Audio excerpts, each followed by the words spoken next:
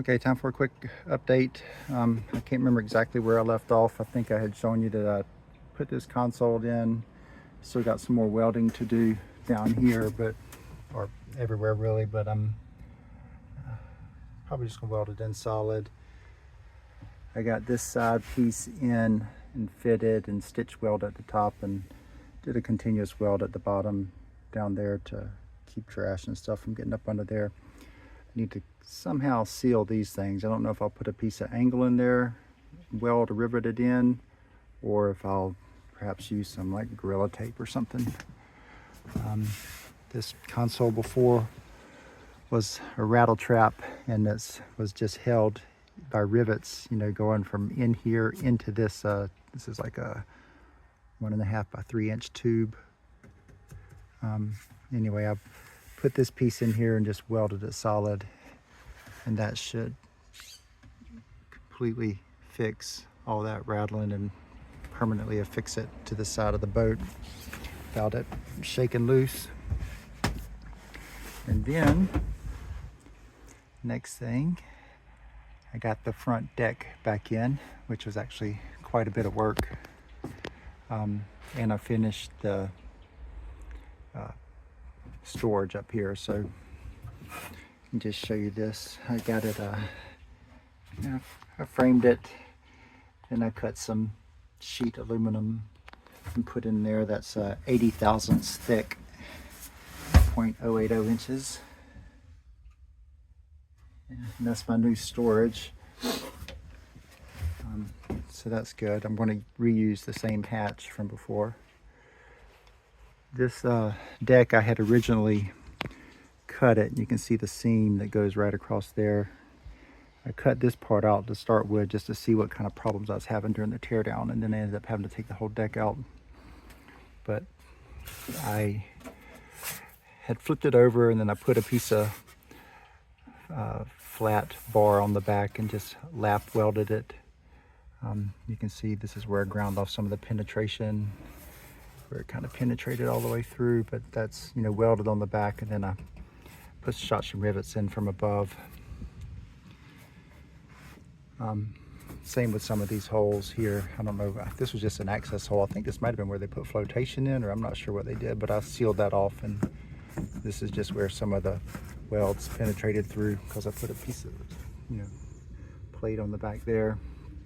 Same here. This is the plate I was using, but when I tried to weld it on this side, it ended up bending down a little. Just aluminum warps so easily with the heat.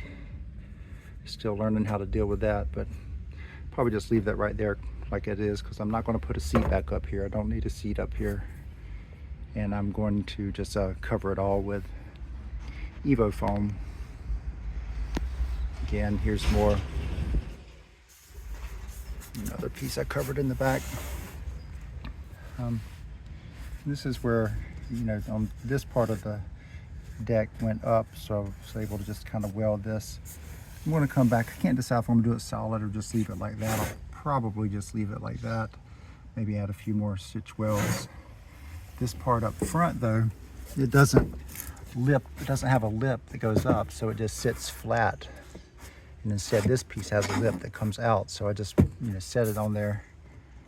I started trying to tack weld it, and you get some things like this where the foam underneath catches on fire and then messes up my weld, so I'll have to come back and grind that out and redo that. Some of these other welds are okay. I gotta come back and add some more, I think. This didn't fit together quite perfectly. Where I had cut it off, just to get it out of here, I had to kind of cut it off here. So then I came back and just welded a piece in here and fit it in and sealed that up good. Not that it matters, but that's what I did. And just got this in here. I got to come back and add some more welds and rivets and stuff. It's not completely in, but it's mostly in. And this is, again, I got to do a little bit more stitch welding and get all that in here. I don't know if you can see it. Actually, I'll show it to you over here.